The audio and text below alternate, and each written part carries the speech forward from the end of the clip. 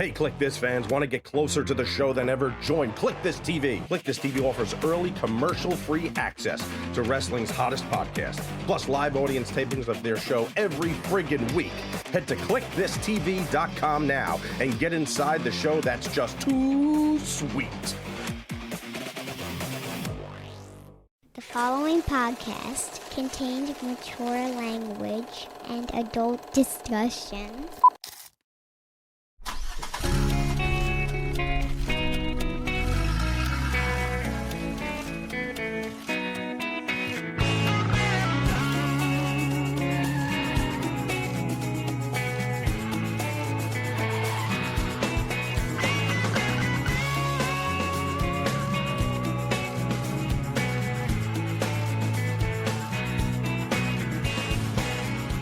Kev, I'm finishing up my last pack of Colustrom.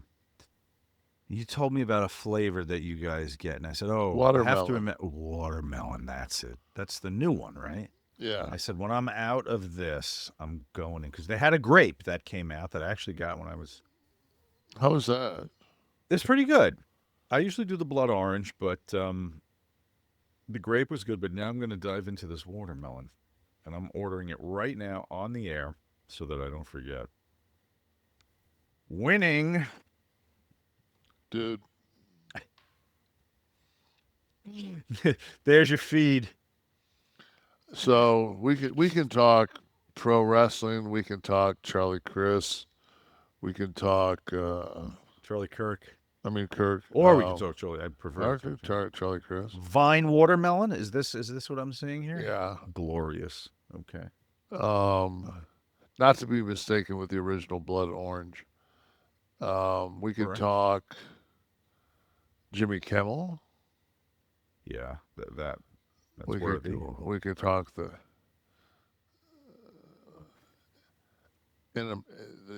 somewhat unimportantness of NFL football in my life this year. But that would all pale in comparison.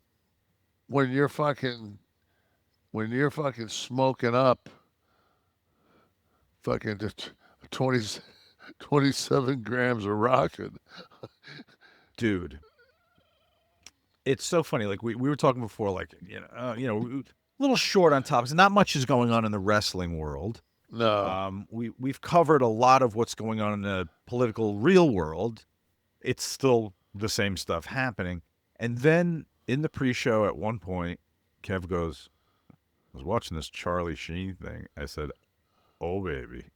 I said it. It was like when we both discovered the Rock Hudson show together that day. And yeah, it says there's certain things that like, and the thing is, like, I absolutely loved 2.5 Men. Like, that's one of the last probably shows that I watched that was a network television show. That when he was on it, like I didn't. Once he was gone, I was gone, and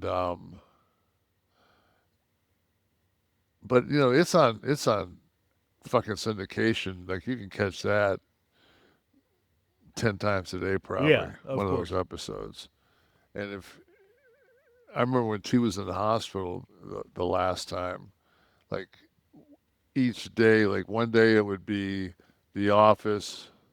The next day it would be Parks and Recs. Then we get 3.5 Men, and it was like on a rotation of those shows. And Friends, on hospital TV. Yeah, hospital TV, and we would sit and watch those. And he was in there for like, God, he was in there long enough for us to like watch the loop again. Like, you got through this, all the seasons. Yeah, we saw these 5 last 3 weeks ago. So, but so I see, I saw that that his memoir had came out. I don't know where I saw that. Maybe it was online. And then like that night, I just went on Netflix, and you know how it is with Netflix. Like there's never anything on Netflix. Like you can go through Netflix 1,000 times, and they've got that new show with Jude Law and Jason Bateman coming out where they own that. Yeah. They run that restaurant in New York with a criminal underbelly, and that looks good. That started last night. So like, but Tamara had already called it a night, so I'm like, I'm not going to start. She wants to watch that, so we'll watch that together. So I just turned on I just went through it, and then all of a sudden I just saw fucking Charlie's picture, and I'm like, I said, and I know that like because I've done it before where it's the false finish, and it says starts Friday. Like you pull it up and you think you're gonna dive in. You're pressing watch and it's not going on. You're like, why won't this turn on? And in giant letters to the right of it says start. Starts September 26th. Yeah. Oh, maybe that's why, asshole. So, but here it goes, and I met him a couple of different times in my life, but we did I want to think it was Paris. We did a Comic-Con in Paris together, and we hung out a little bit. And he was sober. Smoking rock? Oh no, he was sober. He was sober. And he looked rough, but he looked good. But he looked, and he's 60 years old. Yeah. And he's did it register with you who he's starting to look like the older he gets? His dad? No. Corey Feldman. Yeah, but he's got a mouth thing that's starting to. Yeah, but I think I think they both kind of did this like almost the same pattern. He went to the Corey Feldman School of Preservation. You ride the same ride as many times as those two have. His introduction to crack is while he's getting blown. Right. And they always say that, like, if you ever, snort coke, like that first time you snort coke, first time you freebase, first time you do anything with that drug, it's like you chase that dragon the rest of your life. That's the whole. And like when they talk to his drug dealer, and they come up with the way where he's cooking it and making it less potent. Less and less potent over the months. And he's basically just, he's down to smoking fucking soap. Yeah. And that was, but when you go back and listen to it, it's just like, I couldn't get high anymore. Like, but. So that kind of worked though, which was funny to me. Yeah, but then the second he gets it from another source and it's potent. But it took like a year and a half. Right, yeah. Like I'm thinking to myself, like, I've been around guys that have been on benders before. Like that human being was put on earth. They used to say that about the bodybuilding guys. Like there were some bodybuilders that came through the pros that had the most amazing bodies and genetics, but their bodies couldn't take the drugs. They couldn't take the drugs that the other guys could take. And that was always a thing. The steroids you're talking about. Yeah. Drugs, yeah. I mean, everything, not just steroids, but, there's the diuretics and, all the different, their systems couldn't put up with it. But, and I was amazed, like, we're at the Heidi Fleiss in his life, and it's like, what was that, like 95 or something? You know? I mean, it was like, and you're thinking like, wow, like we still have to, and I think everybody would forget about the Charlie Sheen winning tour.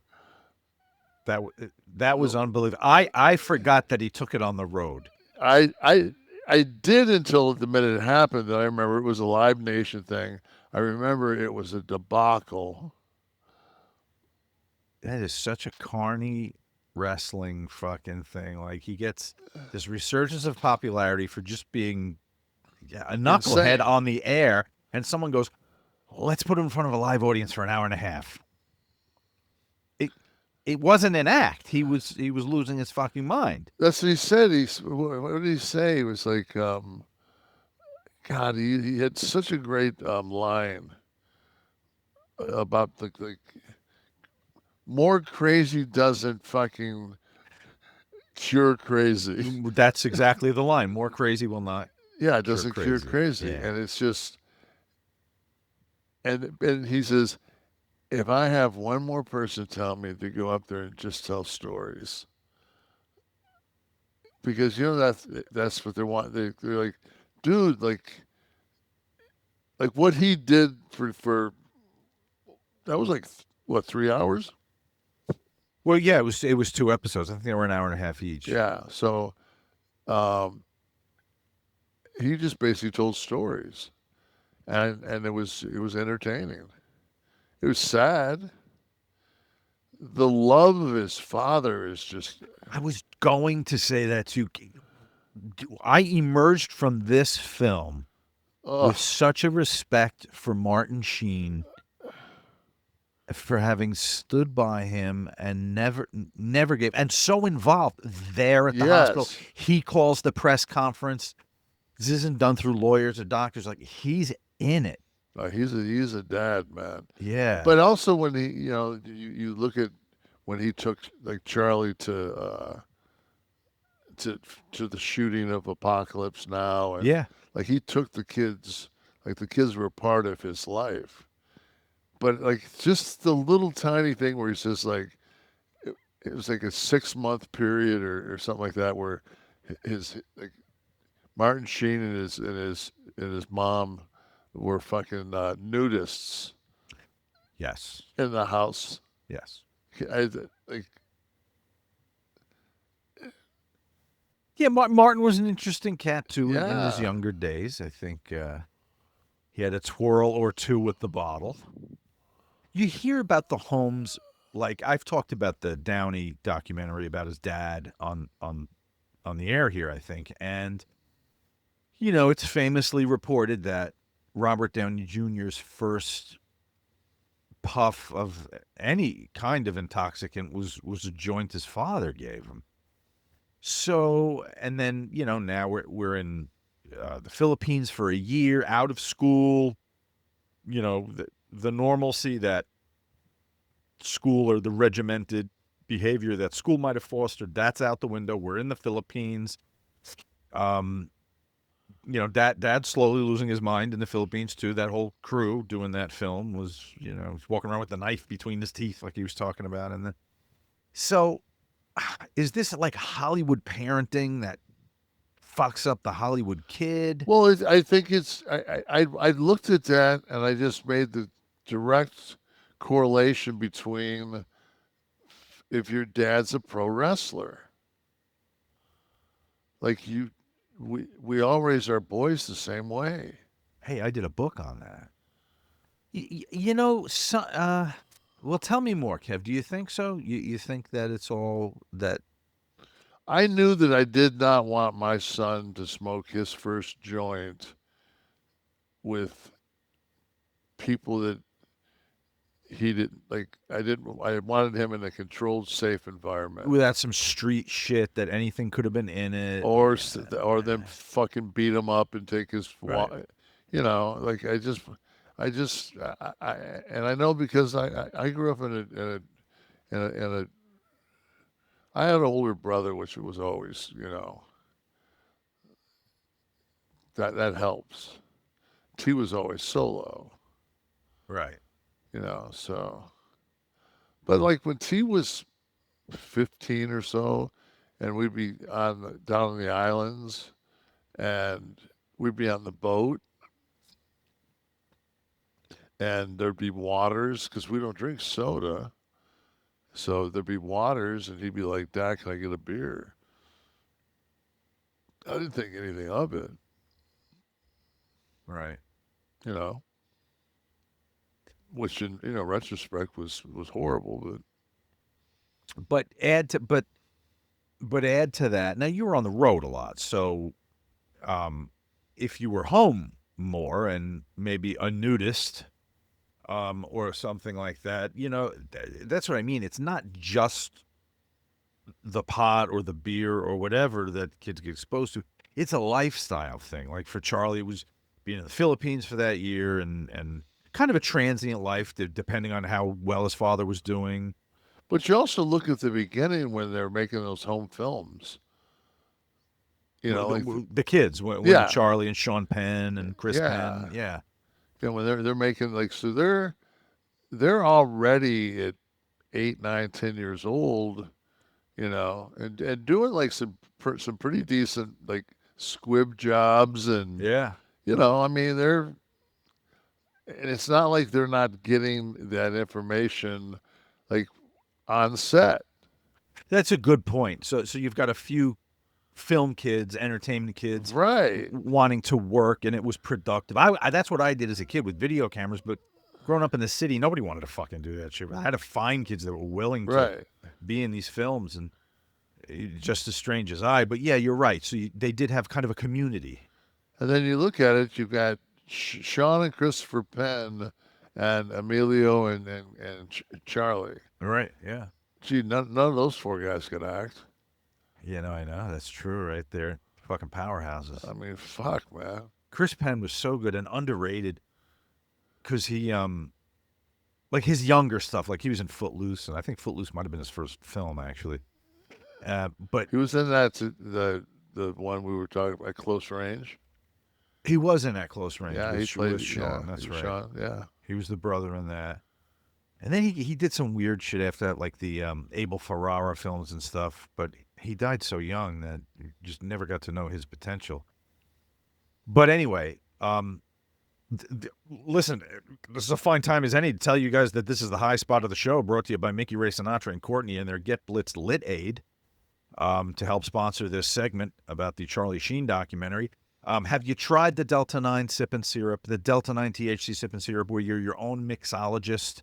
Okay, you take the syrup, take a teaspoon, put it in a drink of your choice. Tiger blood. Instant tiger's blood. I was just going to say that. We think alike. And you got a white soda or a tea. And fast onset, 5 to 15 minutes, nano-infused. It bypasses the liver, goes right to the bloodstream. So you're going to want to tread carefully on that, let's say. Or if you want it already packaged, already done, they have the Get Blitzed Lit Aid mixers, the Kliq This Edition. Delicious and just 5 milligrams. A nice, easy, chill way for you to slide into your evening of fun. Kev's Key Lime, Sean's Blue Raz. If you're in Maryland, you can visit a Stay Lit Smoke Shop. But for the rest of us, it's legal to ship right from the Get Blitzed website to almost all 50 states without a med card as long as you're over 21. And right now you can save 15% by entering the code KLIQ, K-L-I-Q, at checkout. Go to get-blitzed.com. Get-blitzed.com. And get your 15% off those Get Blitzed Lit Aid mixers. Kliq This Edition by using that promo code KLIQ, K-L-I-Q. Thank you, Mickey. Thank you, Courtney. You got to remind me when we get done with the show for me to give you information on distribution. I've got another. Okay, perfect. Good. Yeah. So to get back to the show, a couple of impressions I had. First of all, I forgot how prolific he was, how much he'd done. I forgot completely about the comedy stuff. Of course, I remember Platoon and his little spot. I remember that scene in Ferris Bueller. Ferris Bueller. I remember that. Man, that was strong. He played it straight, his dad told him. Was it his dad? Yeah. He was reading lines with him, and he said, "What do I do?" He goes, "Nothing. Do nothing. Just deliver the line." Just what you did. Yeah. I think Michael Caine tells that story with film acting, Kevin, as you know, we can let everybody else in on the big secret. The less you do, the more powerful it will read on camera. Because the audience is right here in the close-up. They're right up on you. So any kind of raising of your eyebrow or your eyes darting around or whatever, it's very distracting. So the more you can tamp it down, tone it down, and find your zone, the better. And so, brilliant advice by Martin Sheen. Memorable scene. But I totally forgot about Major League. Oh, God, I didn't. I was just listening to that's the Trogs who sing Wild Thing. Wild Thing, yes. Yeah, so they came on the radio the other day. And the minute it started, I could just see him coming out of the bullpen. This was before I saw the doc. Yeah, 'cause that was it. That was his nickname in the film, right? Wasn't it Wild Thing? Yeah. In reference to him, yeah. Yeah, so I forgot I forgot how much shit he'd done, and then But I didn't realize that he did Platoon, and while on Platoon, while they were wrapping up, Oliver Stone basically said, "Hey, I'm going to do this thing called Wall Street." Like he offered him Wall Street. Yeah, on no information, basically. He goes, "What's it about?" Nothing. He goes, "Guy that gets disheartened while he's trying to make money." He's like, "Done, I'll take it." That's just. He's always been that guy, and that's what when you listen to everybody, it's just like he was that guy that fucking, while he was hitting the pipe, fucking the geese that lays the golden egg would put a dozen in his lap. Yeah, I mean, second, third, fourth, fifth chances. Spin City, 2.5 Men. Yeah. I mean, can you imagine the pressure of doing Spin City and taking Michael J. Fox's spot? Right. I never knew, for instance, that he was cast as Karate Kid. Daniel LaRusso, the Karate Kid. Yeah. And couldn't do it because he committed to some wild grizzly bear movie. Yeah, grizzly bear movie. But again, but Laura Dern is in that with George Clooney, with a young George Clooney, which is shocking. But the thing is, though, his dad gives him the perfect advice. No, man, you've committed to something, and that's in this business. That'll kill you if you don't honor your word. Yeah, but he would have been the fucking Karate Kid. Yeah, but what would Ralph Macchio do outside of the Karate Kid? He got pegged in that Karate Kid role. He did. My cousin Vinny. And he's still doing the Karate Kid. He's still doing the Karate Kid. Yeah, good point. So yeah, it actually worked to his favor, I suppose. Took a little longer, maybe, but so the worst thing for an addict like Chuck, because he was. The one thing that Sean Penn, I feel in the interview, he was one of the talking heads in the film, in the documentary, and one of the things he kept talking about was the outrageous constitution that Charlie Sheen had for excess, and the worst thing for someone like that to have is a lot of money. All right, because you're never going to run out, and. Do you think John Cryer is still selling the fact that he said that Charlie was making $2 million an episode? He said, I was making a third of that. All right, so he's making $750 an episode, and they were doing 20 probably 22 a year. Yeah. So not too many violins came out. No, but I'm just at the same time though. Let me just. You do a little math? We can do a little Nash? Do a little Nash break? Because you can never, to me, man, until I see it and fucking in X's and O's, it's just like. You need a calculator for this. You did the Manchester math mentally before, which was very impressive. Number of guests. Yeah, that's because I've done that. Times what percent. That's because I've done that so many nights. Let's see, so. We trying to figure out John Cryer's salary annual? Let's say 22. Yeah, it's going to be 18. So 16.5, and they had 2 years left. So 30. 16.5. I thought 18. Okay, 16.5. 16.5 over 2 years, 33. Yep. So after taxes in California, that's 16.5. Okay. If you don't have a coke habit, you can make it work. But that was the whole Hooker thing have it. too. At the end, when Sheen has the kids with Denise Richards, he has the kids, the two boys with the other, and it's like,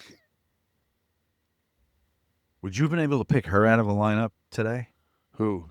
Denise Richards. Oh yeah, Really? As I thought she looked so different. yeah. But that was one of those girls that when I saw that movie Wild Thing with Kevin Dillon down in like, it's who's the other one? Nev Campbell's in it. Nev Campbell, yeah, I remember that. But when she washes his car, it's like that was one of those, like, who the fuck is that? Right. You know, there's been about 3 of those in my life, maybe 5, in a movie that you just go. I remember it was Raquel Welch. Oh no, Rachel Ward. Rachel Ward, Sharky's Machine. Oh, see, I would have put it in Against All Odds. No, that was later. It was later. Okay. That was way later. She was already established then. Bo Derek in 10, because nobody had ever seen her before.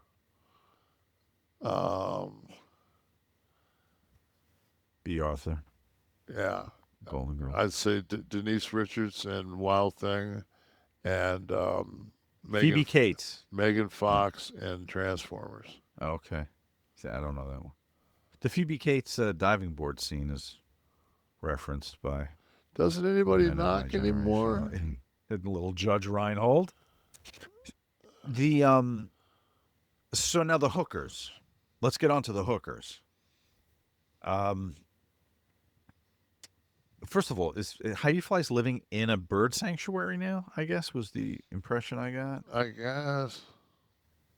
But it was somebody's crib before that. It was like she basically lived in somebody of that has some essence or something and turned it into that. Okay. It was somebody else's crib, you know. Who gave him the advice? I forget. Maybe another actor. When it came to paying prostitutes, Oh, I was. he said, "I don't pay them for the sex. I pay them to leave when it's done." Yeah, I've always thought that was the greatest line on earth. God, who was it? Old school actor, was it? But like mid school actor. Was not Cary Grant, right? No, not Sean Connery. It was. Steve, type this quote in your phone so that your wife can see it. I don't pay for the sex. I pay for the hooker to leave when it's over. And tell me who said that, because it's going to bother me. But so his voracious appetite, they gave a figure. I'm not going to remember what that was, what he was spending annually on. Yeah, but it wasn't crazy. Like at the beginning, it was $50,000 to $75,000. I think that's why it was $50,000. I was going to say, yeah. Yeah, but then once when he found out he was HIV positive, and he was having sex, and he was trying to keep that under wraps. He said that the cheapest he got out of one of those hush money payoffs was $500,000, and the most he paid was 1.4. Right. And it's just like, wow. And he got popped because he used a traveler's check. Yeah. Instead of cash. Because the traveler check. We used to use, I remember when we went on vacation, when Tamara and I first. Errol Flynn? That can't No. be. I'm feeling like that's not right. I'm sure Errol Flynn said a lot of shit. He was in like Flynn comes from. Yeah, Errol Flynn would Errol not been up in that. He didn't have to pay for it, or you pay for them to leave. But you said, Tamara, what? No, that when we would go on vacations, little vacations, like we would always get traveler's checks. Yeah, I remember when that was a thing. Remember Carl Malden used to do the American Express traveler's checks commercials. Showing my age. Did anything surprise you in the Sheen doc, or did you kind of expect everything you were going to get? I think the fucking ordering from the other side of the menu. I I was di- surprised. I by didn't see too. that coming. I didn't see that coming either. Yeah. Like hooking up with dudes, like, but then when you're that far down the rabbit hole, man, like, He might not even know what he was sticking it in at that time. I just. But then the guy asked him, he says, "You regret any of that?" He goes, "Fuck no, it was fun." Like, he's he's a different cat, man. Yeah. Yep, he really is. It was weird though to me. It's just like, all right, we're gonna clear the fucking diner out now, so we're just gonna do this. And I guess to get it right, like once you get it, then it doesn't matter who watches it in retrospect, but it's to get it is the key, is to get that, to get that on film. He's very, I mean, beyond trusting, but I guess, like he said, like he said it was liberating. Yeah. It also seems that, I don't know why, maybe his age or maybe the fact that he chose to do this and open up like this, it seems like it's going to stick now, right? Like the rehabs and Do you know where I just saw him? This is where Manchester Comic Con. No, Definitely not. He was on Bill Maher. He was his host. He was his first guest 2 episodes ago. Charlie, if it wasn't this week, but Charlie Sheen was his guest, and Bill Maher said, like, right now, he said, you're a brilliant actor. He said, and right now that you're like, he's 60, like this, he could be doing some killer work right now, and it's not like it's not there. The guy's a fucking amazing actor. So He just did Rogan this week too. He's doing the rounds to get out there and promote the book. But yeah, I mean, it seems like this is like phase 3 maybe of I had somebody just approach me to do a documentary about you. About me. Okay. You thinking about it? Well, I was until I watched that last night. Why? That didn't inspire you? No, I don't want. I'm too private. Is that good or bad? Well, I don't know what it is. It is what it is. But would there be a catharsis of some kind if you did open up about your feelings? You're very private, but you've been pretty much an open book here. Yeah, but I mean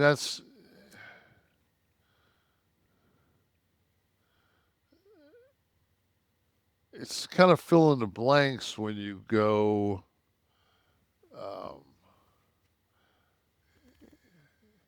It's just nice. It's to me, it's just different because no matter what, I'm still giving the power of edit to that guy. I was just going to say, what if it was not a rando? What if it was someone what if Adam came to you and said, Kev, I'm going to produce a documentary. I want to do it about you.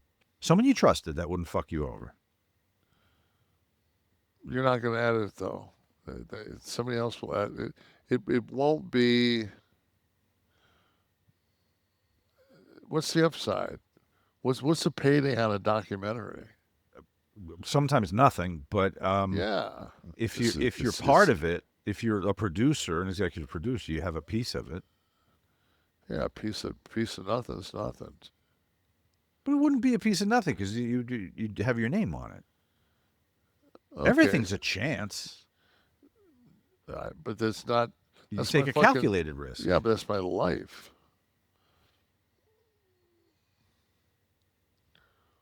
Yeah. I mean, that's like, You'd have to not be doing it for the money, I think, Kev. You'd have to want. and I don't because Right. I don't care. Mm-hmm. You know, I don't give a fuck what Joe Schmo thinks about me. Mm-hmm. So I get it. No upside. Like but- like that's like if somebody says, you used to be my favorite wrestler, but now after this exchange with you, I don't know how I feel anymore. Well, how about I don't give a fuck? Has somebody said that to you? Yeah. Oh. All the time, people. If you don't do what people want you to do, see, they don't understand that at this point in my life, if I don't feel like doing something, I'm just not going to do it. And if we're not legally bound through a contract, then you have absolutely, like, no, man. And you're not guaranteeing me anything? Except fucking me having to get on a plane and spend 4 days and be away from my wife and know that she's at the ocean by herself? Like, and you're like, fuck you.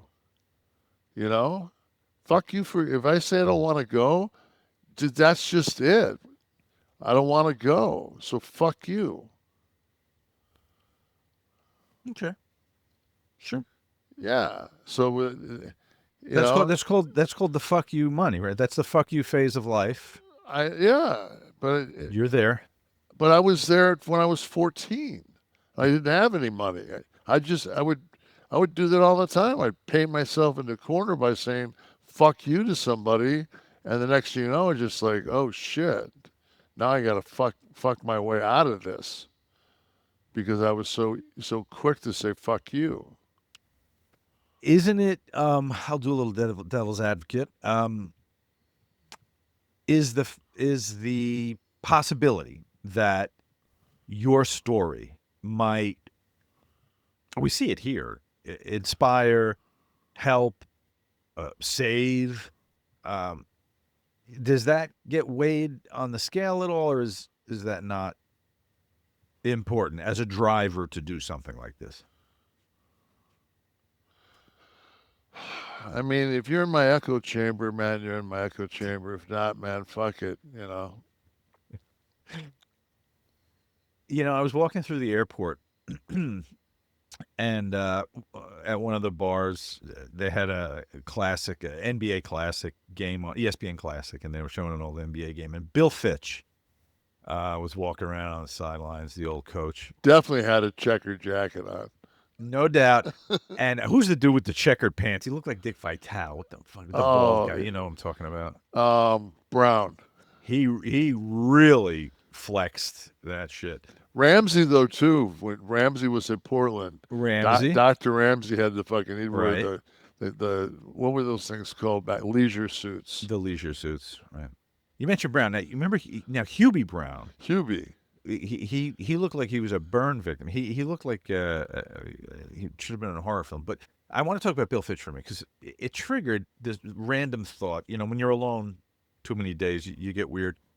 And I'm going, if I was a fit fucking stud athlete playing on a pro NBA team and somebody that looked like Bill fucking Fitch got in my face and gave me shit because I didn't run stairs as fast as that fat, no-moving fuck could even get himself to the toilet, I might deck him.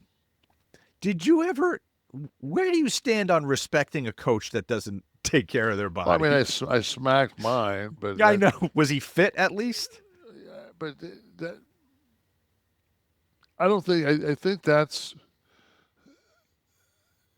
When you get to that level, like, the coach is always some fat gym teacher when you first start, Yeah, but you're top of the food chain, and you got but it's what they've done. Rex Ryan coming at you, telling you didn't hit the sled hard enough. he's the brain, he's the X and O's, and it's always the staff The trainers that run you around. or the assistants. You know, they've always got a couple of ex-players that are assistants. You know, like, and I remember like McAdoo was, you know, with the Lakers for a while, and you know, there's always guys. I think Mourning still is on the bench to some capacity for the Heat. So there's always, I think it becomes a respect thing. Like I like think of like the NFL. Like if you're Wade you're with, Phillips. if you're with the fucking Kansas City Chiefs and you look down and see Reed, Exactly. like, and he's telling you to fucking, you know, You're not in condition. You're not in shape. But I don't think that's his. I think he's been so successful. He's like 149 and 42 with the fucking Eagles and like 150 and something. I mean, his 2 tenures with the Eagles and the fucking Chiefs is unbelievable. Yeah, so you get a break, I guess, when you have that level. Plus, on top of that, man, like there's only so many guys in that league that are in that fucking. I call it the Titanic rowboat. You know, the rest got to fucking jump in the water. Like, you're just happy to make that 53-man fucking squad happy. Right. True. You know. True that. So then I just began spiraling. I'm going through like who were the least fit coaches I could think of? The Rex Ryan, Wade. Fucking the guy from the Jazz was he the guy with the glasses? Layden. I couldn't remember his name. The white hair. He just passed. And Are you kidding me? He just passed. He was like fucking 90. Well, you know what? That's encouraging. If you could live to 90 in that sort of condition, I might be able to get to 100. I mean, yeah, he was so comical looking, and yeah, the anti-athlete. Yeah, on the sidelines. But he was supposedly incredibly witty and a really good fucking X and O guy, right. And a really good like into the game. You know, time clock, crunch time. Yeah, need a shot, come up with something. You know, if you need a shot, Kev, and you need to come up with something quick because time is of the essence, STOPBOX is gonna help you get that shot or that opportunity at least, because STOPBOX is I would say it's the perfect marriage between security and ease of access for your firearm. The hell am I talking about here? I'm talking about this. We've been talking about it for weeks. I'm going to bring it over here so everyone can see it in this nice close-up. These buttons on the top and on the side, this little thumb button here, that's the key to getting into your STOPBOX, okay? There are some devices out there that work on batteries, for God's sakes. Can you imagine having to punch a code?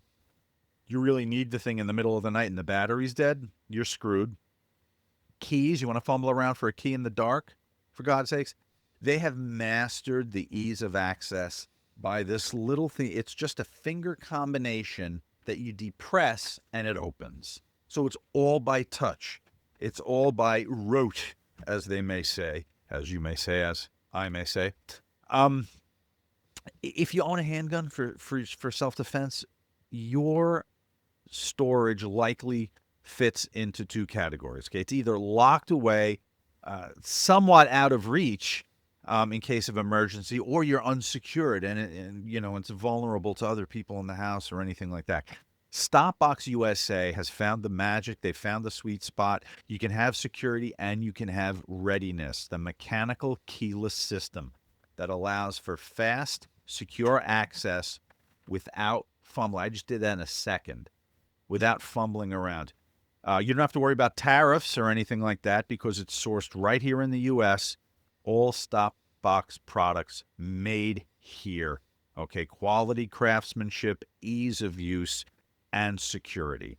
By the way, also TSA compliant. And for a limited time, our listeners are going to get 15% off at STOPBOX when you use the code NASH at checkout. NASH. Head to STOPBOXUSA.com. Use the code NASH. Get 15% off your entire order. After your purchase, they're going to ask you where you heard about them. And please support our show and tell them you heard it here. STOPBOX also offers other innovative products outside of this. They have a vehicle safe, as a matter of fact, a chamber lock, other essential gear designed to help you stay prepared wherever you are. Thank you, STOPBOX USA. That URL again, STOPBOXUSA.com, code NASH. Get your 15% off. Be safe and ready with the STOPBOX, brother. Or, baby, you know what you need the STOPBOX for? Is for the tariff. There's no tariff on. Can I tell you something? I ordered a pair of fucking sunglasses from overseas. They were like $50, $60, something like that. I get a bill. Now I pay shipping on it, whatever the shipping was, $10, whatever it is. Months later, UPS sends me a bill for $65 for associated shipping charges from outside the country now. A separate bill, more than the glasses. I've ignored it thus far. I don't know what they're going to do, but... Yeah, what are they going to do? Come get them? That's what I'm saying. Like, yeah, I'm pretending I never got it. And I'm telling 50,000 people a week here about it. Some folks listened to us last week, watched us last week, Kev, like Andrew Tripp, who says, thank you to Kevin and Sean for being real. Well, we don't know how to be anything else. I got to give you this, because this was where I was taking this tariff thing. I just wanted to get it right. Ford Motor Company paid $800 million in tariff costs during the second quarter of 2025, which contributed to a net loss of $36 million and a primary factor for the company's decision to update its full-year earnings before interest and taxes. So for all you guys out there that are still under the belief that this is a good thing. Yeah, that Ford's not, and if I'm not mistaken, Ford manufactures a lot of shit in our country, and they spent $800. They spent the whole their quarter's earnings in tariffs, and on top of that, is beef up now? What, almost 30%? In the last 6 months? Is it 30? I don't know. Yeah. Fresh vegetables is up 30%. All these things were, I believe they call them groceries. The groceries. They were coming down. First month, January, we were supposed to get. No, eggs came down. Eggs came down. Oh, eggs came down. Everything else went through the fucking Everything roof. else 30% more. So here's another one for you. Last year, the American soybean farmers shipped between $12 and $14 billion of soybeans to China, the number one consumer of soybeans in the world. Do you know what the number is to date that we have shipped to China? Zero. They're getting them elsewhere. Not a dollar. Right. Corn, same thing. So the farmers are getting crushed. Ford Motor Company is getting crushed. You can't buy a goddamn pair of sunglasses. Yeah. And for some reason, the president who's went to England and told them that, thanks for putting us on good footing as we got in a war with you guys to get our independence. But my popularity is now 39%, the all-time low for this this term. So I'm just befuddled by people who didn't understand how tariffs worked. Because it's basic business, right? So if we take your Ford example, so they're readjusting their earnings reports. They're showing losses. There's only one fucking way, Kevin, to get that they back. have to fucking charge more. That's it. That's the only thing you can do. You have to charge more. I think people are under the faulty belief that you can manufacture a car. Let's take a car's very complex. It's 10 million parts. That you can manufacture a car and not need anything made elsewhere. Bullshit. Now, I'm not just talking about the full part. I mean, it's just the like rubber. I was just going to say it's the components of a part that we don't make here and can't because because the Ford would cost what a Lamborghini costs because we pay our workers here. You want to lose that system? Well, and on top of that, robotics has, from when I was around the automobile industry, robotics is doing like 85 to 90% of the work, you know. Mm-hmm. So they got to be designed, they got to be programmed, they got to be built. That's an expensive proposition too. Everyone looks at it like it's, but replacing it's like jobs, but you're not going to bring back manufacturing jobs when the manufacturing system, like I don't know if the president doesn't know this or not, but they no longer like put a fucking rope on the bumper of the frame and put tires on it and pull it and build it like Henry Ford did. Oh no! Yeah, no, that's trying to figure out what the hell you were talking. You're talking about the assembly line, is what yeah, you're talking about. things have changed a little bit. So, give all time. Chris Arctor, in regards to the Super Bowl being in another country, how many non-U.S. teams play in the NFL? WWE is a global entity. We've seen multiple pay-per-views in other countries and 2 Manias in Canada. Not saying I'm a fan of it being in Saudi Arabia, but there's definitely a difference between the Super Bowl and WrestleMania in terms of location. In the specifics that you mentioned, yes, but what I meant was it's an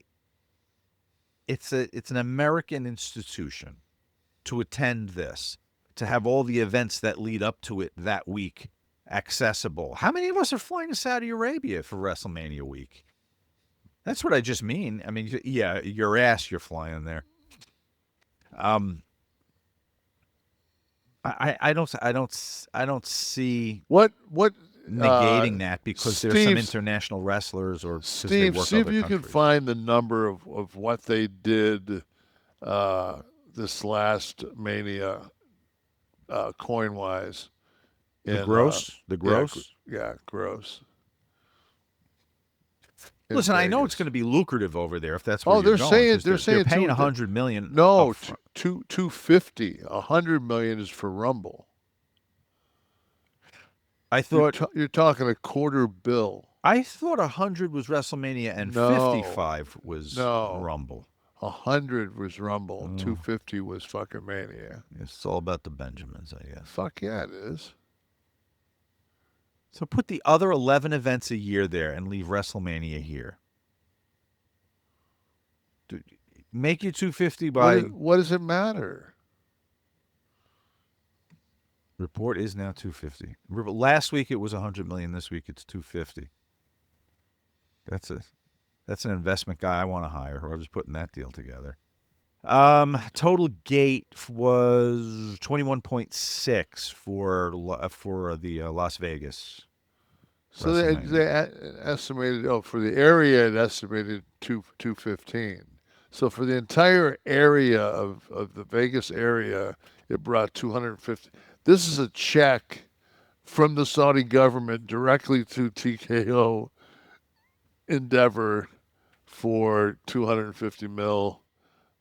To offset some tariffs. Yeah, no, I get it. I understand why it's happening. I mean, they're a business. I know. I fanboyed for a minute, and I thought our precious WrestleMania would be taken away. My God, like, did anybody watch Raw from Springfield? I did. I mean, I was looking for orange stickers around the building that said condemned. So you've been in the building. Yes. And it wasn't It's in good been- shape when you were in it. No, I mean, it's just like, it's one of those deals like, man, when you like, they're so used to going to an NBA arena, NHL arena, like they're all pro arenas. Who the fuck plays in Springfield? I'm sure there's a minor league. I'm sure there's an ABA team or something. The Naismith game to commemorate the birth of basketball. The peach bucket. Put the peach bucket on a stick. Yeah, I mean, it's just like, when they went to the beauty shot, did you see how far back they had to go, like in the corner rafter, to get a beauty shot in that building? Okay, right. I asked you the attendance. You said probably around 10, right? So it's a smaller building than their capacity. I mean, not attendance, capacity 10. But it's not even that. It's you take away when you take away 4 layers of boxes, of private boxes. Now you're taking away the height of the building. Exactly. So now you're in the old Joe Louis, and it's just like, it just showed. It was, I don't know if they did that for Cena because it was close to home for him, and it was kind of nice, and he was by far the highlight of the evening. I mean, it was kind of after him, it was downhill. He was about the only, about the only reason to watch. It's He's been a rough watch lately. Yeah, and I don't know that you can get any more juice out of the Usos and Vision angle right now until you get to some kind of blow off. I feel like we're in a hamster wheel every week of. No, if fucking LA Knight would have fucking cracked him in the head with that fucking chair, we would have had something. Something, but this little manufactured thing for interest, I feel like. I don't see anything organic there. I still think that, I mean, I will not until Becky shows me otherwise. I just think that she's just missing a beat. What if she hits AJ in the back of the head with a beer can and then goes out to get a receipt? Only if fucking AJ mounts her and actually beats the fucking pulp out of her. That's going to be such a... that's going to be a difficult one. Well, let's see what happens. I mean, in my mind, it's going to be clunky as fuck, but maybe there's a way they can. And I saw that I got some grief on the thing saying that obviously you didn't do your background that AJ has had mental illness problems. I'm like, okay, great. I didn't do my background because I'm of the thought pattern that if somebody left because they were a pedophile priest and they went to treatment and they came back, they wouldn't like molest a kid the first episode back. Well, because we were talking about the chant though too. I mean, it wasn't just you were talking about the therapy. Fact that the therapy chant was coming. That was almost a mock. Right. Do you know how hard it is for a person that requires therapy to fucking actually find it in themselves to reach out and get therapy? And now you're part of a chant with some fucking fat ass in the front row? Wow.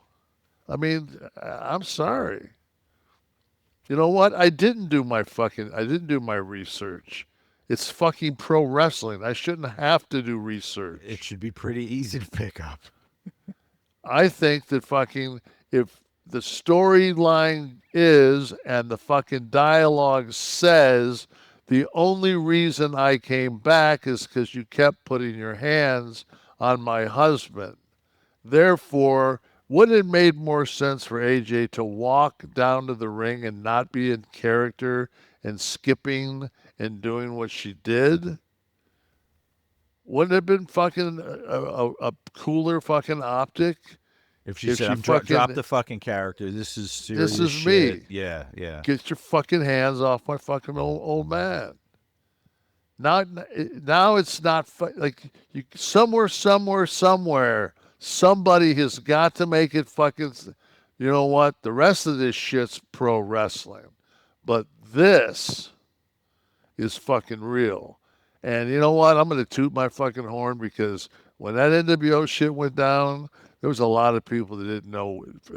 Everything else on fucking TV was pro wrestling, but that those shit guys, right. at the end with the baseball bats, no.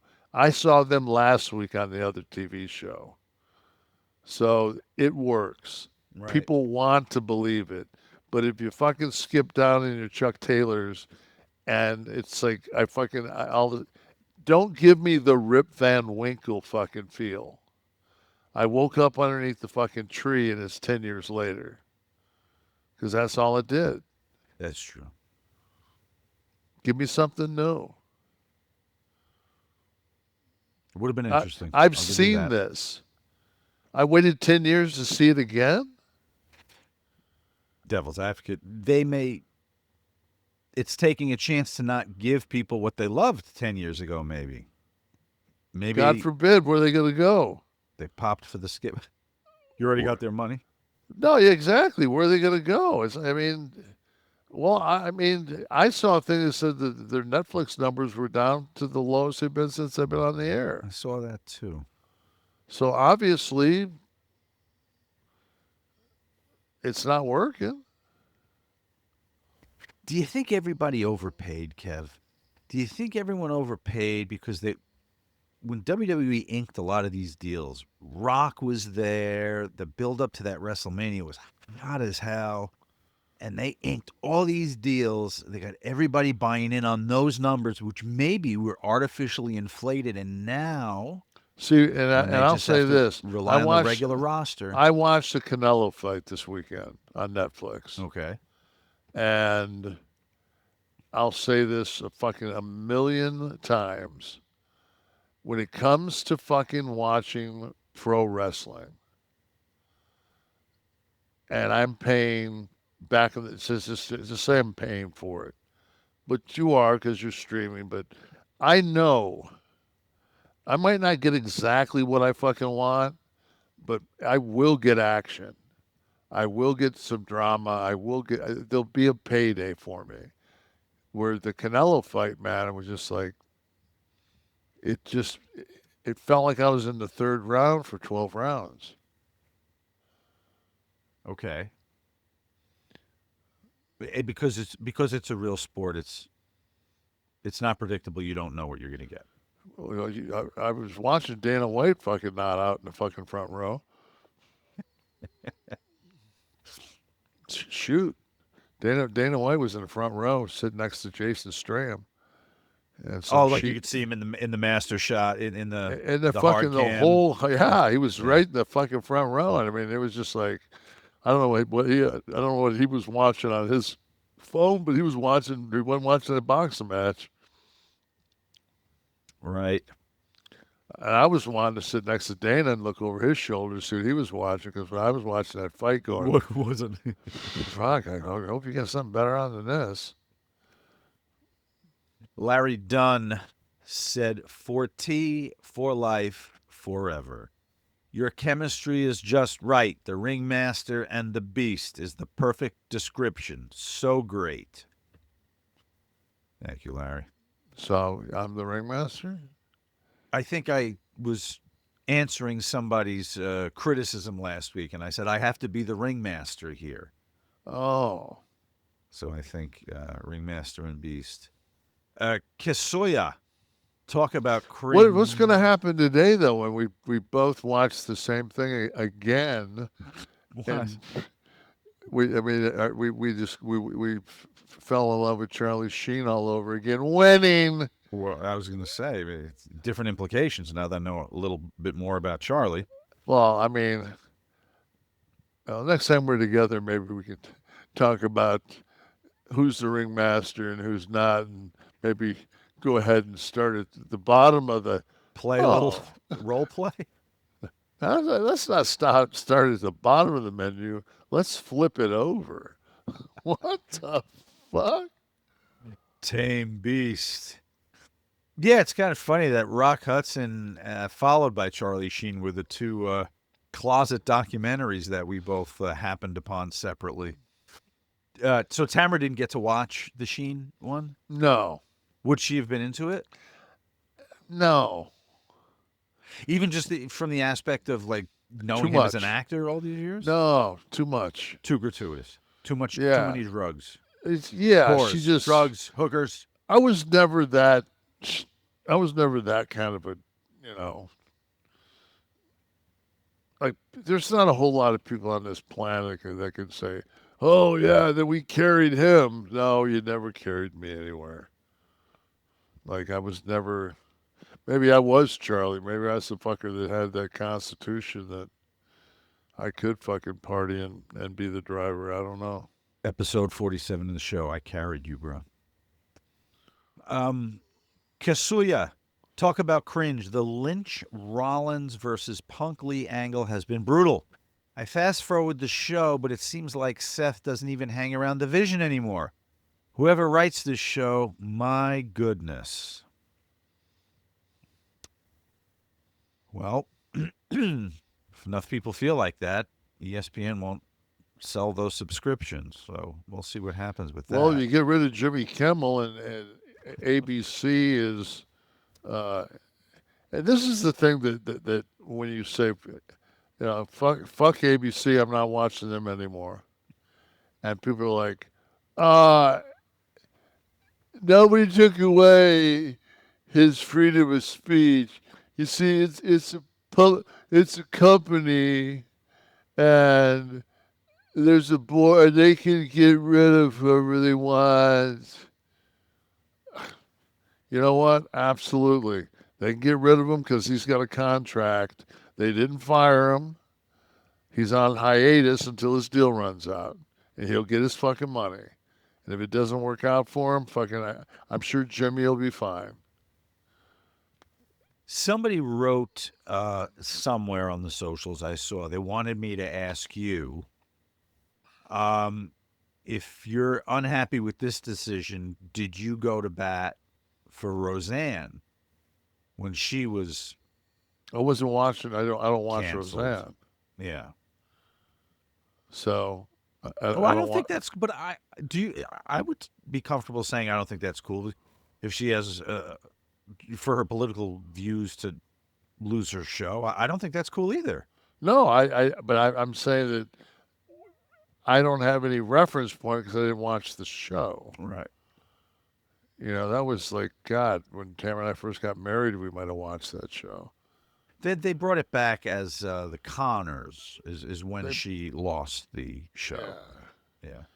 I mean, she should have been thrown out of the country on the fucking singing the national anthem.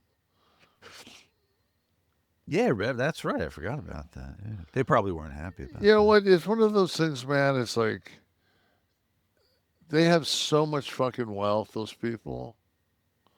Like, does it matter? Like Roseanne Barr, did she not land on her feet? Yeah, no, I'm sure she did, but for her to lose her show, her livelihood, or in this case, Jimmy Kimmel, for satire and comedy about politics, what's the goes difference back as far as politics. What's the difference between, say, everybody in the meeting room and say, hey, we got to make some cuts, and the following people don't need to show up to work tomorrow, and it's just a fucking manufacturing place. Like, what's the difference? Difference is this was politically motivated. I'm saying that it's still, if you're in a position and somebody is feeding you, like what's the number one thing they teach you when you become an entrepreneur? Do not have one stream of income. So I'm sure like Kimmel does all kind of shit for ABC on a creative. I'm not worried about his bank account or his kids. It's more that I'm worried about the fact your that brand of comedy will now. They hated cancel culture when comedians would get up and make a joke about someone's sexuality or color or whatever, and cancel culture. I mean, the right wing would take torches and take to the streets over that. They're doing the same fucking thing. That's why I said the two parties are exactly the same. The two extremes are so corrupted and disgusting and rotting from the inside. See, I was too busy. The same. See, this is my problem. While all this shit was going on with Kimmel this week, yeah, you're in the dentist chair. No, I'm trying to say to myself, like, they barely have enough fucking lethal injection to put a couple of fucking people on death row down a year. How are you going to get enough of that fucking drug to put out all the homeless people? Oh, the execute all the homeless. Yeah. Oh, but you know what? He's on Fox News, so you know what he gets to do? He doesn't lose his job. He just gets to say sorry. Because you know why? Because nobody gives a fuck. You're either on Carnival or you're not. You're either on the Carnival cruise ship or you're not, period. And Jesse Waters, I mean, that guy fucking, as far as I was concerned, as soon as that fucking shooting happened, he wanted a retaliatory strike against who the fuck are the crazy liberals anyway? Where's the battlefield? Okay, I'm the general, where's the battlefield at? It doesn't exist. It's fear. The cults rule through fear, and that party, the MAGA part of the party, is a straight up cult, and he's the cult leader. And half this country would drink the poison Kool-Aid tomorrow if he told them to. Look up right-wing factions. You know, right wing. Look up Google like right. Proud Boys, the white supremacists, fucking the Klan. I mean, it goes on and on and on and on and on. Well, they'll cite Antifa, which they've made to be okay. The Antifa, which I think doesn't go into you can't use Antifa from mid-September to December the 26th because they turned to elves. They're working with Santa during that time. But anytime some neo-Nazis show up in the middle of Missouri and with hooded masks on, it's always Antifa. They're just fucking it's a false flag. right. And they're just giving the fucking right a bad fucking. See, you gotta say that because it'll just. You gotta know how to read. You gotta know how to read this shit. Yeah, I don't watch enough Fox is the problem. I don't watch Waters enough, so I'm gonna have to do. What I did was I didn't know. Be smarter. I didn't know Charlie very well before this shit went down. I assume we're on Kirk and not Sheen at this point. we're gonna go to Kirk, and so lo and behold, I didn't want to be at any time on this situation talked about and said and be told I didn't do my research. So I did my research, and I watched fucking copious amounts of interviews. And not clips. Not you can watch. There's 2 or 3 clips of him that are. I mean, it's like a snuff film. And I've done enough documentary work to see like, wait a minute, that's not what I said. Oh, they trim. Yeah, they out trim your it. stuff, They trim it to make it as. And he was his biggest like. I'm really really pissed off because I didn't get a chance um, to listen to him more because I think he was really starting to get a anti Israel vibe with the like he was basically his viewpoint was basically it's going to be very hard for Israel to get any kind of sympathy, you know, after me and no matter what, I mean, we'll always go back to the massacre, and that that's paramount on this discussion. But what's been going on since then, it's like, and it just seems like he was starting to I think he was at a point where he was starting to like have had enough of it. Like it was too much. And then as soon as you say that, then you open the conspiracy theory of, you think that's why a 22-year-old kid shot him? I'm like, or was there another shooter? Or it's just like,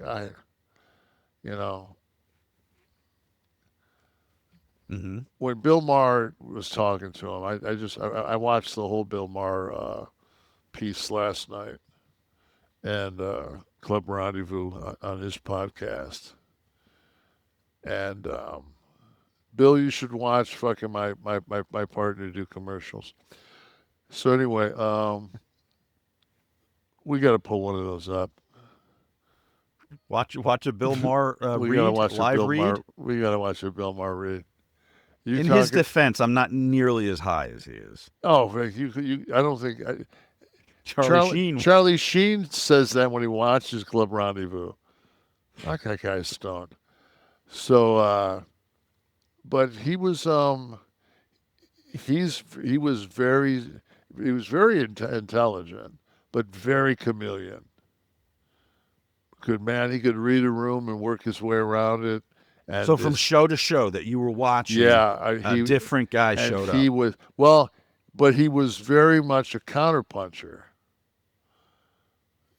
He was his game was so tight, and his speaking points, and if you can,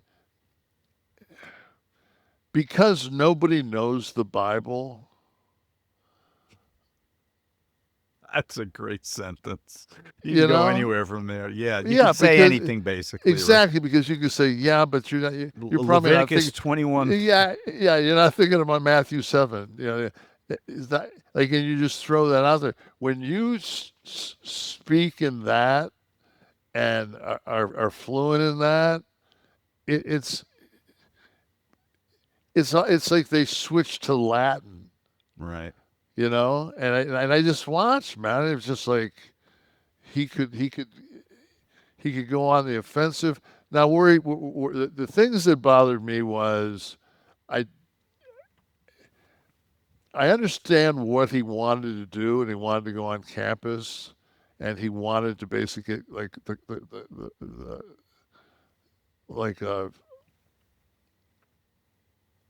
one of his setups in each one of the campuses to recruit the young voters. But when he would go to a campus and just open debate these guys, it was, it looked like a Muhammad Ali in his prime, fighting a 14-year-old kid. Like, right. It just wasn't. He kind of came across bullying, like kind of bullyish, right? Like a bully. And I didn't think that was a good look for him. You know, but the other side does the same shit when they'll go up to somebody with a sign and a T-shirt and a hat and a bumper sticker over their face and go, "What don't you like about the LGBTQ community?" They're like, "Well, when they're just out there with their signs and their shirts all over, throwing it in my face," and they're like, "Oh, right, you don't like people with signs and shirts and bumper stickers, right?" It's kind of the same shit, right? Yeah, but one's done in comedy. Like those. Whereas Charlie's was mean-spirited, you're saying? I'm just saying it was done as more of a political movement type thing than a parody or a comedy. Okay. So, but you know, I watched him with Megan. I was really surprised of some of the people that he kind of broke his teeth in with, and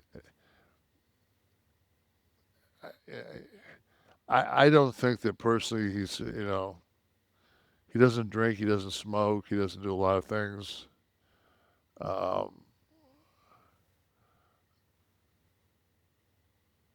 don't think that he was like really crazy money hungry. From things I've heard, where people tried to buy his. Well, I was going to say, wasn't there the attempt to get him to go a little more hardline on his Israel-Hamas stance? Ackerman? Ackerman, yeah. That was kind of covered. I think he was on Megyn Kelly's show on August the 5th, maybe. That was the last time they did something together. And I think that was the one that I saw where I was just like, whoa, like he's taking some shots at some people here. Like, like he's kind of, I guess if you go so far right, the only place left to go is center, right? You'll end up on the other side. Center, correct? What was was there a figure? Do you know a figure that he was offered? I don't know. Well, Turning Point would have been offered the money, yeah, right? Turning Point was offered the money, but I heard that there was some British lady that was screaming at him, and he basically just told him to fuck off. That he wasn't for sale, which. Well, I mean, that's honorable if that's the case. Now, Ackerman, the kind of money they could have hauled in, though, was, and you know what? Ackerman would have should have sent it via Cash App. I just want to point this out because of the safety measures and the advanced built-in security that keeps your money safe and your personal info stays personal. So it's help when you need it. Your security deserves to be a priority. So this is no American Express traveler's check. No. This can the traceability. I mean, this is, you don't have to worry, Mr. Sheen, if you're listening. Cash App, the way to go. With security lock, Cash App requires a successful Face ID or a biometric authentication to access your account. It's like your money's protected by your own personal bodyguard, even if you accidentally leave your phone unlocked or someone gains access to it without your knowledge. Plus, if you're about to send money to somebody and Cash App notices something looks a bit off or that you might be falling for a scam, it'll send you a warning before the money is sent. It may take you, it's sent to make you take a second, to confirm that everything looks right in that transaction. If you still feel like something's up and an accountant is trying to scam you, you can report it in the app and have access to Cash App's 24/7 chat support. Turn on security lock in your Cash App settings now to keep your account and your information safer than ever, and pay attention to scam warnings if sending money to someone new. Learn more, by the way, at cash.app/security. That's cash.app/security. And for a limited time, new Cash App customers can earn $10 if they use the code SECURE10 in their profile at sign up and send $5 to a friend within 14 days. Terms apply. Cash App is a financial services platform, not a bank. Banking services provided by Cash App's bank partners. Prepaid debit cards issued by Sutton Bank. Member FDIC. Discounts provided by Cash App, a Block Inc. brand. Visit cash.app/legal/podcast for full disclosures. Don't forget that code, guys. SECURE10 in your profile. Cha. And KliqThisTV.com is how you become part of the show here, become part of the live studio audience, ask Kevin questions, be part of our pre-game show here. And Kliq This shop is active and rocking and rolling with your Kliq This merch. Go to KliqThisShop.com. Do it now while you're listening to the goddamn show. Kev, your buddy HBK had some interesting words of wisdom. We know he's a trainer. But they kind of put him on the spot with some specific, posed some specific questions about teaching young wrestlers. And the quote they use in the article, and by the way, I'm pulling this from SE Scoops, was that greatness is hard to teach, yet it's a trainer's job to position young talent in any sport for greatness. Here's a quote. What came easy is hard. Those that can do, those that can't teach. You did because you could do. Now, how do you show patience, show grace, and say, what came so easy to Shawn Michaels? What was a God-given gift? How do I convey that? It goes on to say, the hardest thing for us is a very natural feel, and also, as you gentlemen know, you almost can't teach timing. Timing is something that our business, as yours, sort of hangs on. Agree or disagree, Kev? Most important elements to your success in the ring as a worker is it's a dance. timing. Yeah. It's a dance. Of course, timing is everything. He was great with that, wasn't he? And it's probably some of it's got to be natural ability. He was probably just built with instinct. He was. I've seen his like early work when I think maybe he was 18 or 19 down in Texas, In San Antonio, right? Yeah. Yeah. I mean, he just had that. He just had that it thing. Yeah. And like he says, how do you teach? You don't. Timing, feel, all that stuff. You don't. Yeah. That's why the ratings are where they're at. Another quote on the culture in professional wrestling as the talent. He says, quote, we want the culture of our business to be different and to be more positive than it was when we got into it. We want to leave it better off than the way we came into it, he stated. Well, that's not a very high bar. Considering where it was back in the 80s God. or the 90s. Now, who's responsible for this? Was it just the talent that were so road worked and maybe fucked over a little bit by promoters or whatever that there was a negative? Underpaid and overworked is okay. Is I would say not really a, it's not a recipe for success. Today's money is certainly different than oh God, when you, especially if you're working even like mid or underneath. I don't know about that. I think that really, shit, man, Disco was making $500,000. But is there anybody in 97? But is there anybody on the card now making less than $250? Let's say. I would imagine that's kind of. I'll guarantee you, there's a huge lump of people making that, which is fucking $90 and $93. And your underneath guys would have been making $100,000 back then? You had to. You couldn't. I mean, just with all the shit you had to pay for. Mm-hmm. Right. You were at least making $60K because you were taking $200 draw every night and you were working 300. So I mean, it's like. He talks about that too. He actually said, quote, when I worked on the road, we did 286 days. When I got a part-time schedule, it was 150 days. I enjoyed every minute. No fucking way you enjoyed every minute of 200. Who says this? Michaels. He enjoyed every minute of 286 days a year. 286 days. When did he work 286 days? That's the number he gave. He said, when I worked on the road, we did 286. When I got a part-time, it was 150. I can go back and show you fucking calendar after calendar when it was 300. Right. Well, it's close. There's only 14 days off there. Just 2 weeks of your life. Yeah. Crammed four in a Seeing fucking your kids. crammed four in a Red Roof Inn. Mattress on the floor. Someone's getting the box spring. I mean, yeah. Tugboat. Fuck. Somebody's ordering for the other side of the menu. Oh. Yeah, those days it had a feast. 4 to a room. God, that was so fucking. That was so.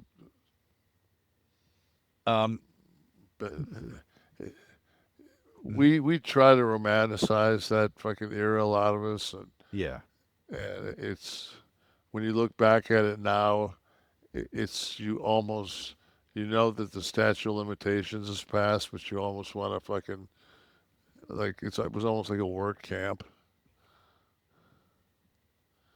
Yeah, I'll tell you one thing, man. For you take that crew of guys, and granted, we didn't get holy shits every match, but man, we worked 300 days a year. Nobody went down every fucking 2 minutes.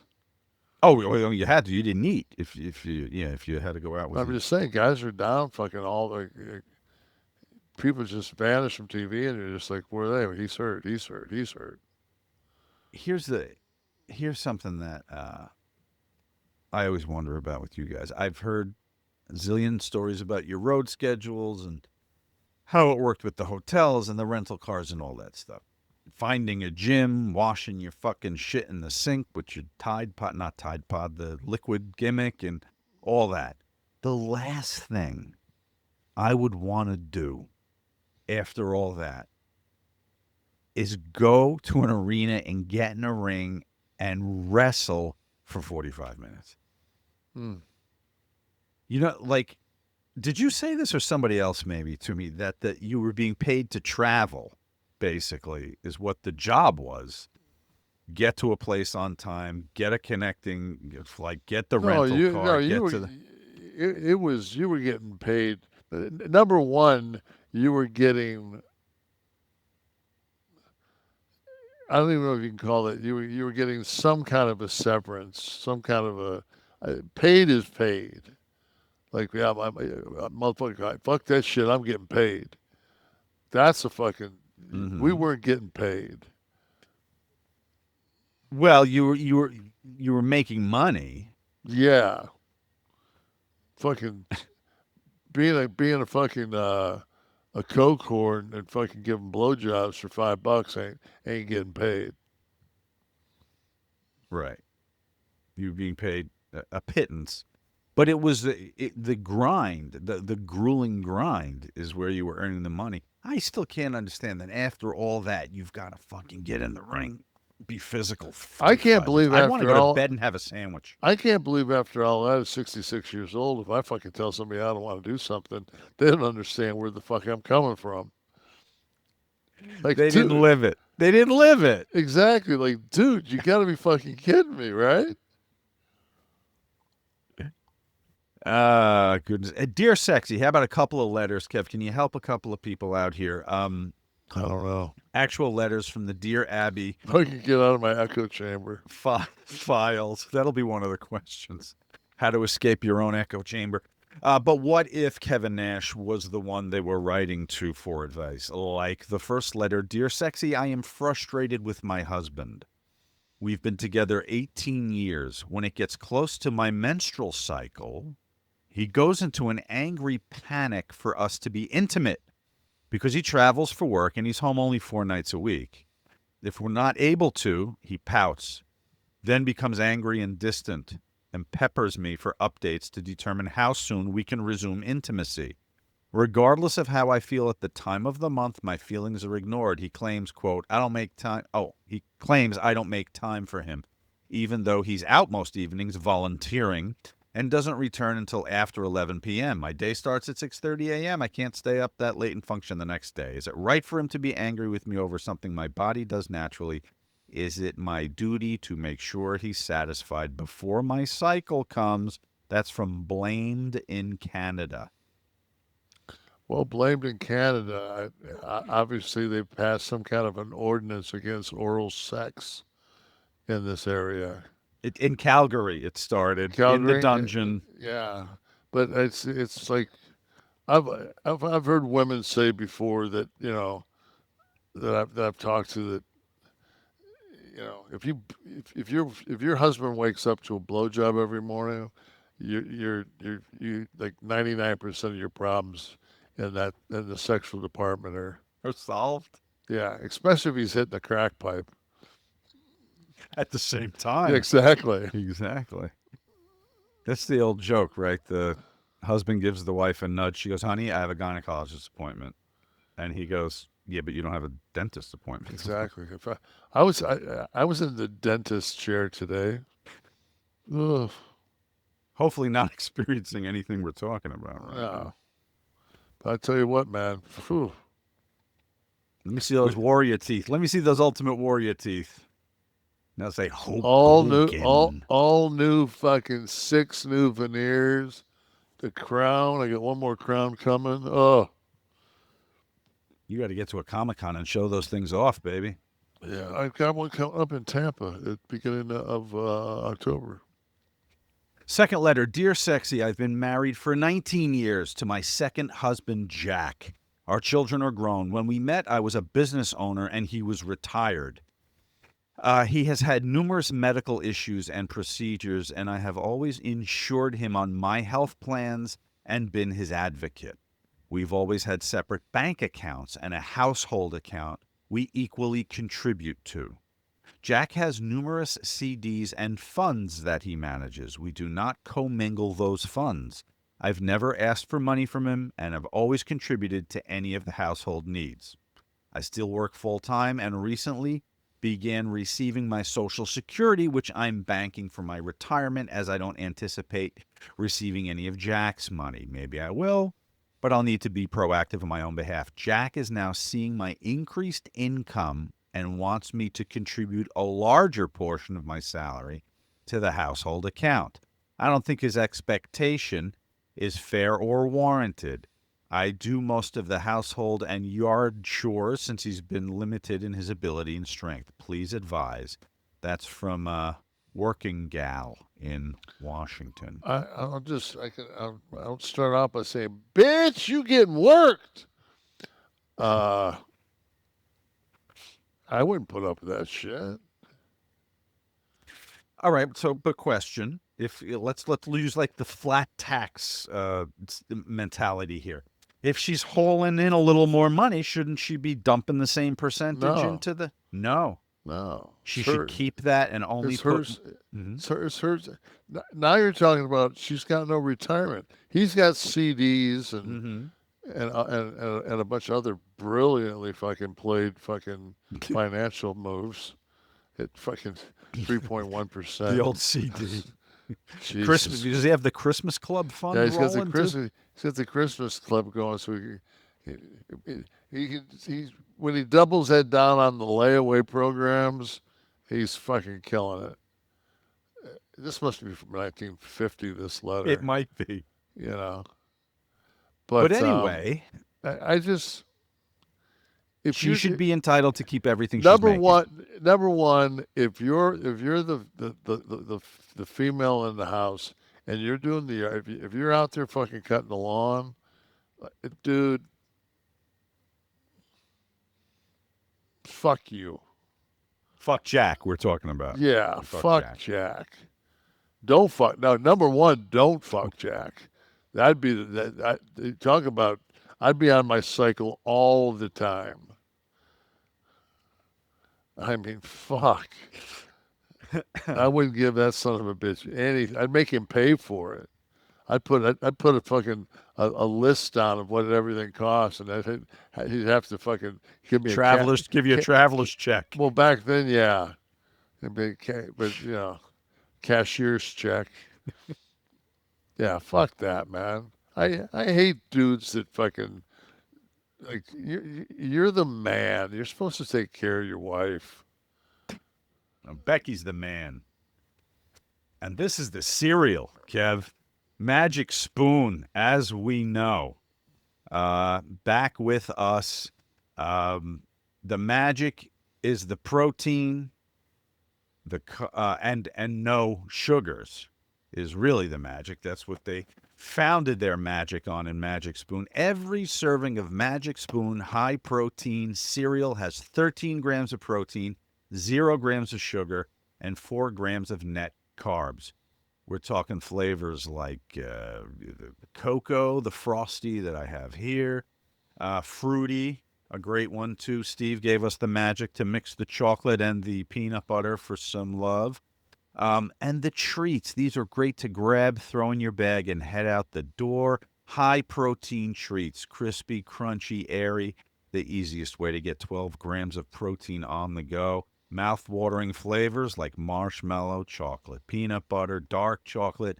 Great on the go, pre or post-workout, too. Don't forget that. How about a midnight snack? Feeling a little peckish in the middle of the night while you're rolling around?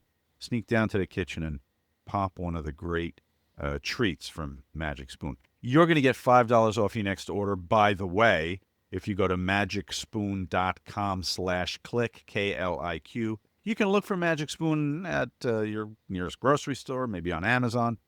But we're going to give you $5 off if you go to the website, magicspoon.com/Kliq. Get your $5 off. Enjoy the great tastes of the cereal you remember from childhood, but revamped in that 2.0 form. 13 grams of protein, 0 grams of sugar. Thank you, Magic Spoon. All right, we're back with Kliq This, the Kevin Nash podcast. And we're going long and strong this week thanks to our friends at BLUECHEW. No secret that BLUECHEW is a strident supporter of this show. I think our longest and most steadfast advertiser. Why? Because the shit works. And our fans post all the time about giving their partner a little bit of the irresistible lovin'. What am I talking about? I'm talking about that little push, that little something to give the guys some confidence downstairs, get their package primed and ready to pump. BLUECHEW's the original brand offering chewable tablets for better sex, for God's sakes. And it's no joke. I mean, it's I like to say it's a pep talk and a gym membership for your nether region. And it's not just about performance. It's about your legacy. You want to have a good showing. Okay. You want to walk out of that boudoir and have some applause behind you. And guys, it's just to be ready to go. All right. And boy, will you be ready to go. You ever try to tuck a submarine into your pants? Well, you'll find out exactly what I'm talking about. It's not a supplement. It's an erection resurrection. Okay. Give her something to talk about. Give yourself something to feel good about. And nothing will make you feel more of a legend than a little BLUECHEW. Discover your options at BLUECHEW.com. And we've got a special deal for our listeners. Like always, as always, get your first month of BLUECHEW free. Just use the promo code NASH at checkout. Pay $5 for shipping. And you're in the game. That's it. Join BLUECHEW's mission to upgrade humanity one thrust at a time. Head to BLUECHEW.com for details and important safety info. And big thanks to Big BLUECHEW for sponsoring the cast. Some live questions. You want to be part of the live audience? Go to KliqThisTV.com, sign up, and you'll be like our first question. You'll be like Liette, who said, just let you know that on the net there are people who use your name to ask us for money to be members of an NWO fan club. I just wanted to let you know.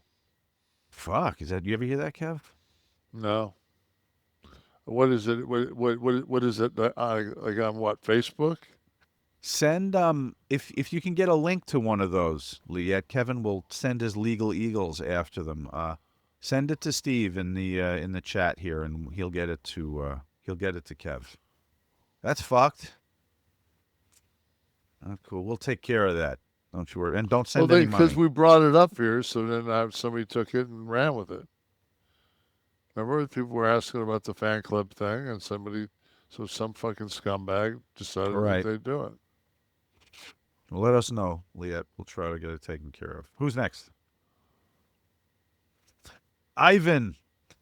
How were you and the boys able to enjoy beers and drinks without adding the extra pounds? It's incredible how jacked you guys were, then enjoyed Hulk's beers on ice back in the day. Well, number one, you don't sleep. You go to the gym every day. You do cardio. And then you get in the ring every night. You sweat your balls off for a half hour in the ring. Yeah, you go. I mean, it's just the amount of time that you're up and moving. You know, this was way before steps. So, yeah, we just fuck. There were times when we would eat, like go someplace and eat clean, and just sit there and like just be almost dead and go, we got to, like, and then we would eat like a fudge brownie sundae just to get some sugar and some fat and some calories because we were so just. Yeah. Because we drank light beer. Oh, okay. Well, there's the answer too. Yeah. We drank light beer, so. All right. Miller Lite was the official beer of the NWO. Mark Caps, did you ever get to know or work with the late, great Kamala? Not Harris. Jim Harris, not Kamala Harris. I was actually there on the road when Jack Lanza told him that his sister had been murdered. And he was, we're going to take him to the airport. Oh, God, was his sister killed? Yeah. Wow. He was such a nice guy. He really was. Everyone always has nice things to say about Jim. All right. Ace Ramon, do you ever watch Taser Tuesday videos of criminals getting busted for laughs? I find it cathartic. No. Taser Tuesday. Was it like body cam footage, I guess? Cops? All right. Mark Caps, what is Nash reading these days? Charlie Sheen autobiography? Let me think of what I'm reading.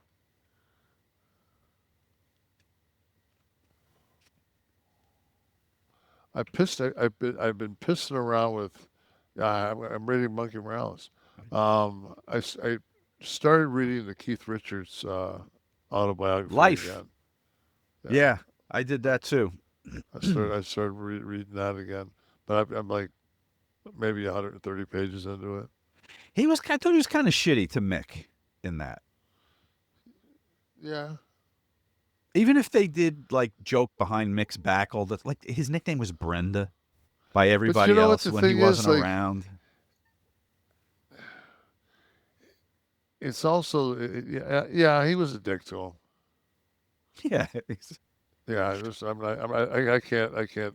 They were just so different. They were so opposite in their approaches to life and flamboyance and whatnot. And I thought it was a little fucked up what Keith used to say about him.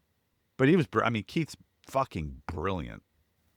I mean, number one, for still being alive.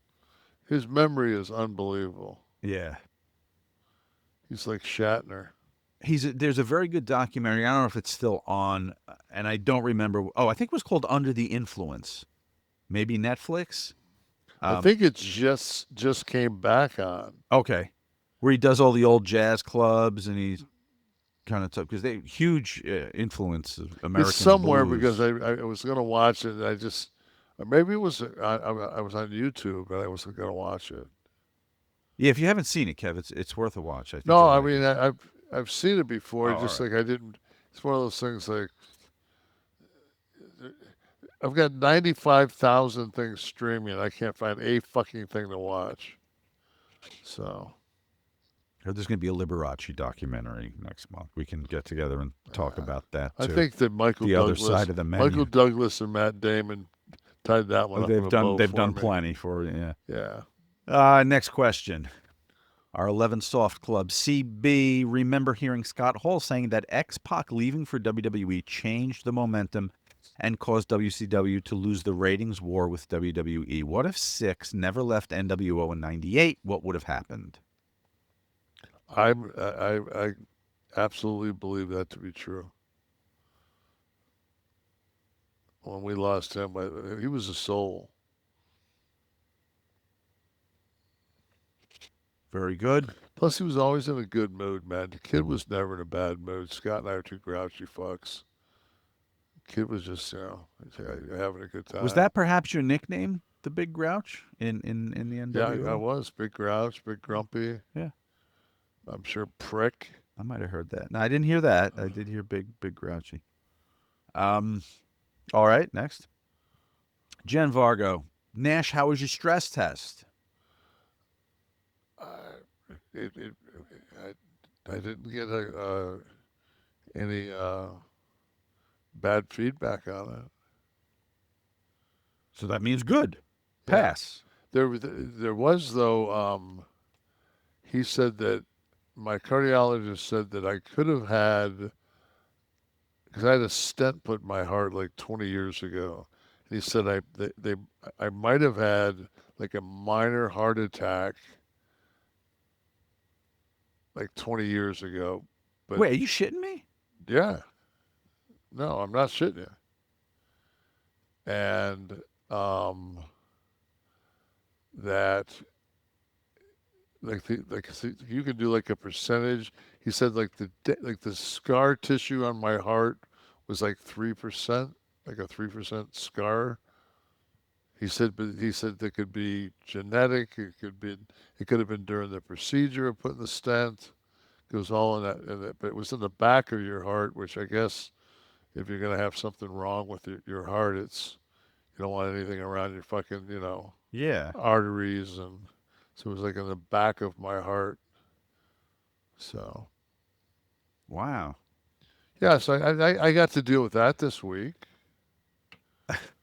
That was, But you're taking care of business. Yeah, you probably have had a heart attack. Yeah, when they gave my dad his autopsy, he had like 4 before the 5th one killed him. Jesus. So you just kept working through them? Yeah, I'm thinking like, wow, like I hope I don't have that gene in me. Yeah. But like he said, like everything you're fine. He said, the only problem you got right now is you've got a little bit of an irregular heartbeat. He said, we're going to zap you and put you back in rhythm. So that's my next thing. Let's get another one here. Another question. Ask Nash from one of our 11 soft members. Edgar Watson. Kev still owes me 23 cents, not stents, cents from a gas station stop. Do you recall this? I don't touch coins, so no.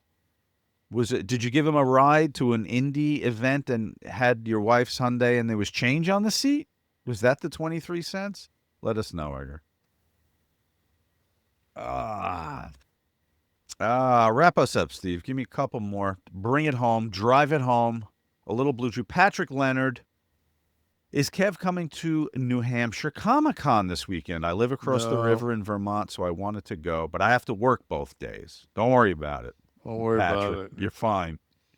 But I think the guy that voices Batman's going to be there, so you won't miss out. And give me one more, Steve. All right, Edgar. Is WWE outpricing themselves out of the market? With tickets, you mean? And also now with the subscriptions? Only time will tell. I mean, I think that if you made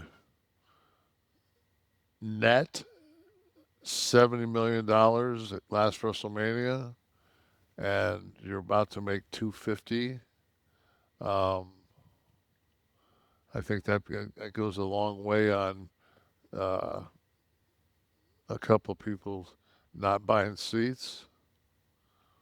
I don't know, man. They keep jacking the prices up, and every time I go to one of the premium live events, man, it's rafters. And Yeah. I know and they ain't giving them fucking seats away. Yeah. They haven't found their ceiling, obviously, right? I mean, it's... Well, I think everything I said, or everything I've heard is that they were, when they saw the pricing structure, they were pissed at Vince because Vince was still because he was still trying to keep it, it family friendly. Yeah, that was weird. Kliq, this is a production of Butch and Sundance Media, produced in association with Podcast Heat, created by Tristan Nash, Kevin Nash and Sean Oliver, producer Steve Kaufman, graphics by Dominic D'Angelo, title sequence and audio edit by Wesley Burleson, theme song by Dale Oliver, technical research by Tristan Nash, copyright 2025, Butch and Sundance Media. Kev, never doubt that we can make it happen, brother. And do you want to do another one? As long as they don't fucking kill me Wednesday.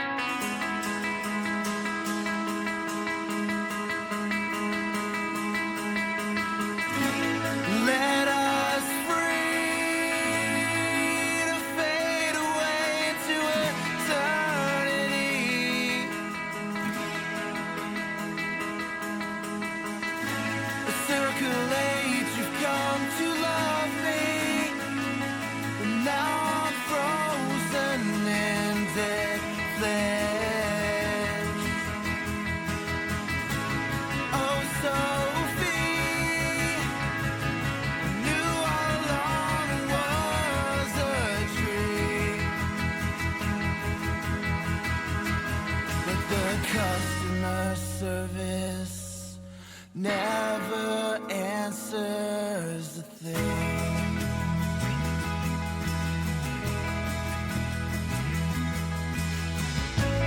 Let us free to breathe in air we're supposed to breathe. Through twists and turns you've come to love me. Now I'm cold, I'm frozen. Baby, we're broken, and the customer service never answers a thing.